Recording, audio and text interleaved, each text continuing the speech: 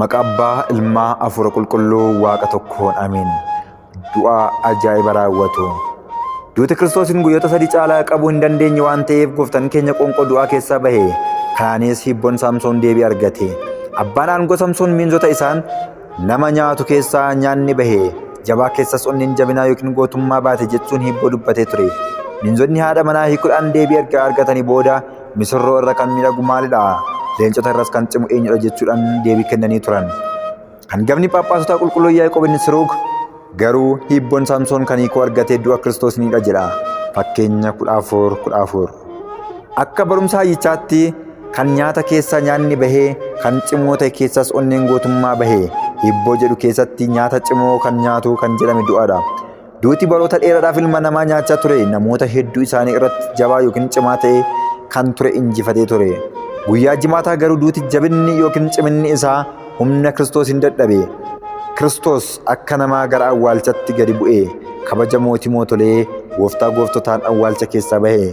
Kan nyaatu keessaa nyaanni bahe. Cimoo yookiin jabaa keessaa onneen gootummaa bahe jedhamee barreeffameera. Duuti jaboo fi hadhaa'aadha. Yesus Kiristoosin kan dhandhaman hundaaf mi'aawaadha jedha. Dhugumatti hibboo Saamsoon dubbate hojii irra caalaa hojii Kiristoos ibsuuf kan filatamedha. Qulqulluun Efreem inni soorichaa immoo Kiristoosidhaan kan ta'e kan nyaatu keessaa nyaanni bahe osoo hin ta'in nyaata keessa kan nyaatu bahedha. Soorata yookiin nyaata du'aa kan ta'e Addaam keessa duuti bahee kan nyaatu Kiristoos argame jedhamee garagalchuun hiikoo itti kennee jira. Dubbii hanga kanaa haa jennu malee hibboon Saamsoon Naazirichaa qofa osoo hin ta'in hiikoon jireenya isaa hundi Kiristoosidhaaf fakkeenyadha. Kan biroo dhiisnee Saamsoon bara jireenya isaa guutuu baay'ina namoota Filisxeemotaa naanna'ee ajjeesa caalaa guyyaa tokkoon kan ajjeese dinqii akkuma ta'e Gooftaan Yesus Kiristoos waggoota 3 naanna'ee kan barsiise caalaa guyyaa jimaataa du'ee du'a injifatee hafuurri hamoon waaqummaa isaa baruun baay'inaan kan waaqessan ta'e. Manni kiristaanaa keenya du'aa ka'umsa Gooftaa caalaa kan ajaa'ibsiifattu du'a isaati. Waa'ee du'aa kan hin duune du'e jechuun waa'ee du'aa ka'umsaa garuu kan hin kaane ka'e hin jettu. Du'aa ka'umsaa fi jireenyi anadha akkuma jedhe du'aa ka'umsa isaa jireenyis jimaata ta'uu kan hin dandeenye taatee miti. Du'uun garuu ajaa'iba yookiin dinqiidha. Kan hin duune du'e du'a diiguudhaaf jedhee du'e. Warreen du'an fayyisuudhaaf jedhee du'e jennee kan galateeffannuuf sababa kanaafidha. Ajaa'iba du'a Gooftaatiin ta'een ajaa'iboonni yookiin dinqiiwwan gurguddoon ta'an golgaan mana kiristaanaa gubbaa hanga jalaatti bakka lamatti addaan tarsa'e.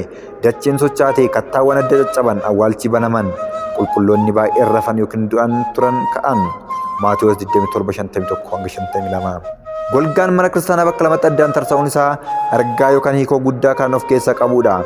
Mana kiristaanaa kan diigaa kan jedhe warreen Ayihudootaa Gooftaa keenya mana qulqullummaa kan jedhame qaamni isaa fannoo irratti yeroo fannifamee fi battala du'etti haati isaa dubartoota Israa'el wajjin addaan qooddatanii kan golgaa mana qulqullummaa hojjetan bakka lamatti addaan tarsa'e. Manni qulqullummaa kan jedhame uffata Gooftaa akkuma irraa fudhatan uffanni mana kiristaanaattis adda tarsa'e. Inni waa'ee kabaja mana qulqullummaaf manni koo mana qulqullummaa jedhamti isin garuu holqaatota taasistan jedhee hinaaffan mana qulqullummaa akkuma nyaate mana qulqullummaa immoo yeroo yookiin dabaree isaatti waa'ee waaqummaa hinaafe. Ayihudoonni Waaqayyo irratti arrabsoo akka dhaga'aniin uffata isaanii akkuma tarsaasan manni qulqullummaas arrabsoo uumaa dhaga'uun gaddee uffanni bakka lamatti addaan tarsa'e. Yihudaan kan Gooftaa ittiin gurgure maallaqa dhiigaa sana waan darbateef manni qulqullummaa gadda ishee golga addaan tarsa'uun agarsiise. Golgaan mana qulqullummaa addaan tarsa'uun mallattoo Waaqayyoo fi ilmi namaa gidduu diinummaan ture diigamuu isaatidha. Hanga yeroo sanatti hangafni lubootaa illee golga gidduu darbee yeroo mana qulqullummaa seenu socha'uu isaa akka dhageessisu miila isaa irratti sibiila sochaatee sagalee dhageessistu hidhata. Akka tasaa eekkamsaan du'e yoo jiraate immoo ittiin harkisanii baasuuf kan itti tolu funyoo miila isaatti hidhu turan. Barri diinummaa sun garuu du'a fayyisaa addunyaa Yesus Kiristoosiin dhorkame. Innoo nageenya keenya waan ta'eef lameen isaa tokko taasisee seerota labsiidhaan dubbataman ajajoota diigee diinummaa gidduu jiru foonummaan diigee. Kunis oolmaa isaanii irraa kan ka'e nama haaraa uumuudhaaf nageenya taasisuudhaaf diina fannoo isaatiin ajjeesuun isa wanti hundumtuu qaama tokkoon Waaqayyo wajjin walitti araarsuudhaafi. Efesoon 2:14-16. Qulqulluun Efreem inni soorichaa immoo golgaan addaan tarsa'uun isaa mallattoo luboota Ayihudootaa irraa mootummaan fudhachuu isaa kan agarsiisu taasisee fudhatee jira. Si'oolidhaaf mootiin Israa'el har'a sirraa muree kan siif caaluuf naannoo kee kan jiruuf dabarsee kenne. Sagalee macaafa irra jiruun akka uffata hangafa lubootaa tarsa'uun isaa aangoon isaa darbuu isaa kan agarsiisudha. Tokkoffaa Saamu'eel 15:28. Itti dabaluunis Hafuurri Waaqayyoo mana qulqullummaa irra bulee ture, sababa fannoo ilmaan mana qulqullummaa irraa adda bahe jedheera. Hayyuun Itoophiyaa Rituhaa Hayimaanotis qulqulluu Efreem deeggare. Aangoo lubummaa fi mootummaa qomoo Yaaqoob irraa gara saba alagaatti deebisuuf eebbi Abrahaam akka saba alagaa biraa deemuuf hafuurri raajotaan dubbatame akkuma baheen walgaan mana qulqullummaa addaan tarsa'e. Har'a dadhabbinni Israa'elootaa addunyaa hundaaf jireenya ta'e jennee yoo dubbanne ni ta'a jedheera. Hiikoon hafuurummaa golgaan addaan tarsa'uu isaa inni biroon immoo ilmi namaa waa'ee waaqummaa beekuu guyyaa jimaataa irraa eegalee dabalaa adeemuu isaatidha. Yaada kana qulqulluun Giyoorgis Inzinaazuu icciitii samii mul'atee jira waan ta'eef golgaan addaan tarsa'e jechuun ibsee jira. Hayyuun Alkisandiriyaa Oriigaan immoo golgawwan mana qulqullummaa keessa jiru lama ta'uu isaa hubateera. Akkuma beekamu golgaan mana qulqullummaa keessatti argamu inni jalqabaa baattoo iftuu yookaan maqrasii, aarsaa ixaanaa fi baattoo ibsitii kan golgu luboonni qofti keessa kan seenanidha. Golgaan inni lammaffaa immoo bultoo taabotaa kan haguugu yommuu ta'u, kutaa kana hangafa lubootaa qofti kan galudha. Kanaaf qulqulluun Phaawulos golgaa isa lammaffaa achitti qulqulluu qulqullootaa kan jedhamtu turte. Isa keessa aarsituu warqeetu ture. Qaamni ishee hundi warqee irraa kan hojjetame, ishee keessa taabota masooba hibistii qabuu fi ulee Aroon biqilte cillaatii waadaa kakuutu turan. Ibroota 9:3-5. Golgawwan lameen kana keessaa kan guyyaa jimaataa tarsa'e kamidha?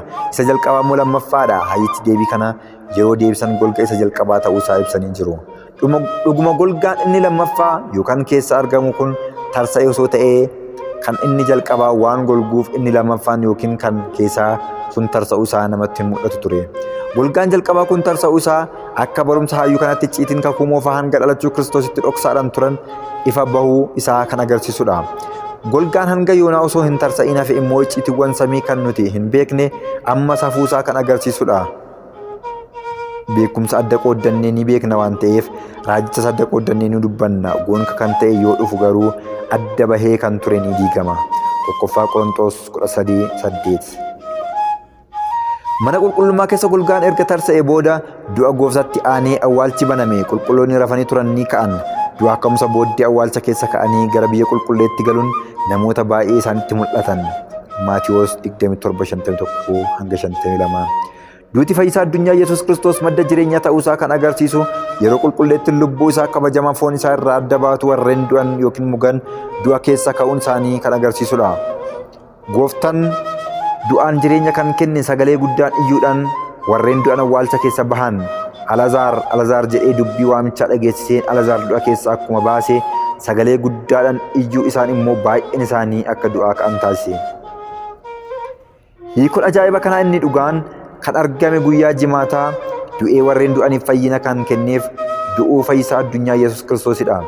Fayyisaan addunyaa guyyaa kana namatti kan mul'atan warreen du'an keessaa malee du'a isaatiin jireenya kan kennee fi du'a irraa kan nu fayyise garuu badii keenyan duunee kan turre ilmaan namaa hundaaf ture. Kadhannaan galata Maariyaam irratti du'a keenya fudhatee jireenya isaa nuuf kenne jennee kan galateeffannu Waaqni keenya kan taasise hunduma keenyaafidha. Qulqulluu Yaareed sooma duggaa irratti dubreen Maariyaam irraa kan dhalateen eenyu haa jennuun? Eenyudhaan isaa fakkeessinu? Leenca bosonaa immoo allaattii karaadiyoon jennuun jechuun akkuma galateeffate fayyisaan keenya Yesuus Kiristoos karaadiyoon kan jedhamu haala ibsa Roomaanotaatiin baay'inaan kan dubbatamu alatti adiin fakkeessuudhaani. Allaattiin adiin kun gara nama dhukkubsatee adeemee afaan nama dhukkubsate sana wajjin walitti cufuun yeroo hargansuu gaggeessu dhukkubni namichaa gara afaan isaatti kan darbu yommuu ta'u namni sun du'a jalaa ni baraarama ture. Qulqulluu Yaareed maqaa allaattii kanaan Kiristoosin waamuu kan barbaadeef du'a keenya hunda akka allaattii kanaatti fudhatee jireenya isaa nuuf kennuu isaa agarsiisuudhaafi. Gooftaan keenya guyyaa jimaataa namoota du'an hunda isaanii awwaalcha keessa kaasuun isaa hayyoota mara kiristaana keenyaaf hima ijoo qorannoo fi marii guddaa ta'edha. Hiikoo wangeela Marxullaa Maariyaam jiru warreen du'aa ka'an irratti hayyoonni gaafilee qorannoo dhiyeessan. Warreen du'an kan gooftaan maaliidhaan kaase? Maaliif isaan kaase? Baay'inni isaanii kan jedhaman lakkoofsan meeqadha? Yeroon isaan du'aa ka'an inni sirriin kamidha? Gara biyya qulqulleetti galan kan jedhaman awwaallichi isaanii naannoo kam ture? Namoota yeroo yookaan bara kam du'anidha? Wangeelli qulqulloota keessaa baay'een isaanii ka'an jedhee sababa maaliitiin qulqulloota jedhee waame? Yerusaalem yeroo galan maaltu ta'e? Erga ka'anii booda Yerusaalem hanga kam turan? Nyaachaa dhugaa turanii? Dhumni isaanis maal ta'e? Gaafilee jedhaman hayyoota biratti yaada marii fi qorannoo ta'eera. Gaafilee kana keessaa baay'ee isaaniif deebii kan kennan yommuu ta'an, gaafilee mormii qaban immoo bitaa fi mirga ilaaluudhaan kitaabilee ilaaluun yookiin dubbisuun akkana kan jedhan ni jiru. Alternative interpretation adeemsa jedhuun ka'anii jiru. Akka hiikoo hayyotaatti warreen du'an kun kan ka'an sagalee gooftaa isa dhumaa sanaan yommuu ta'u, kunis warreen Ayihudootaa humna Waaqayyoo hin amanneef qaanii itti ta'e. Baay'inni isaanii 500 yommuu ta'u, kan ka'anis akkuma sa'aatii 9 ta'eenidha. Qulqulluun Herniyoos waa'ee sa'aa kanaa yoo dubbatu, taateen kun Kiristoos gara Si'oolitti yeroo adeemeef kan ragaa ta'uudha. Lubbuuwwan baay'een isaanii Si'oolii keessa ka'uun foon isaaniitiin mul'atee jira jedheera. Du'aa ka'umsa booda awwaalcha keessaa bahanii gara biyya qulqulleetti galan jechi jedhu awwaalchi isaanii Yerusaalem ala ta'uusaa kan hubachiisu yommuu ta'u, du'aa ka'umsa booda kan jedhaman immoo daandiin kan fagaate ta'uusaa kan hubachiisudha. Hayyoonni tokko tokko garuu awwaalchi Yerusaalem fuuldura kan jiru tulluu zayitaa yookaan dabra zayit ta'uu akka danda'u barreessanii jiru. Gaafiin biroo immoo namoonni kun kan yoom du'anidha? Erga du'anii waggaa dheeraa kan turanidha? Yookaan warreen yeroo dhiyoo keessa du'anidha? Qulqulluun Epifaanos baay'ee isaanitti mul'atan jedhee Qulqulluun Epifaanos baay'ee isaanitti mul'atan jecha jedhu yoo hiiku, warreen isaan beekan namoota baay'eetti mul'atan, sababni isaas warreen du'anii fi ka'an yeroo sanarraa osoo baay'een fagaatiin ture waan ta'eef jedheera.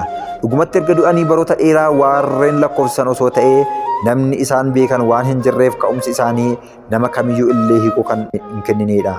Gara magaalaa qulqulleetti yeroo galan namoonni argan, namoonni rifeensa isaanii jijjiirramee kan eessaa dhufan jechuu irraa kan hafe du'a keessaa kaane yeroo jedhaniin itti himan illee amanuu hin dandeenye. Kanaafuu dhuguma namoonni kun yeroo dhiyoo kan du'anidha. Namoonni akka baraniif bara dhiheenyaa ta'an malee isaan kun dursanii qomoo namoota du'anii miti. Akkas osoo hin taane namoonni Yerusaalem hin beekan ture. Kana irraa kan hafe namoonni kun qulqulloota jedhamanii kan waamaman gartokkeen isaanii Kiristoos amanuun kan du'an yommuu ta'u, gartokkeen isaanii immoo erga ka'anii booda sababa amantaa fi ragaa bahuu isaaniidha. Akkasumas gara Yerusaalem namoota isaan beekanii fi maatii isaanii deemanii maal gootan jedhanii akka gaafatan, Kiristoos fannisuu isaaniitti akka dheekkaman isaaniif wayyoo, inni garuu dhufee nu kaase, du'a ajjeese, du'aa fi Si'oolittis injifate jedhanii akka ragaa bahan hayyoonni ni barsiisu. Guyyaa kana iyyuu yookaan sagalee guddaan Kiristoos awwaalchonni banamanis lapheen barsiisotaa fi Fariisotaa awwaalchonni maarigamee yookiin lassanamee garuu hin banamne. Warreen du'an sagalee Kiristoos dhaga'anii ka'anis gurri warreen gantootaa garuu hin dhageenye. Maatewos 23:27. Ragaa warreen du'a keessaa ka'an fudhatanii yookiin dhaga'anii Kiristoos warreen amanan akkuma jiraatan warreen ni sobdu jedhanii itti iyyanii fi dhugaa bahuu isaanis kan hin fudhanne baay'eedha. Muusee fi raajota kan hin dhageenye yoo ta'e, warreen du'an keessaa tokko yoo ta'e illee hin amanan jedhameera. Luqaas 16:31. Galanni Abbaaf, galanni Ilmaaf, galanni Hafuura Qulqulluuf deessu isaa wajjin haa ta'u. Amiin hanga bara baraatti.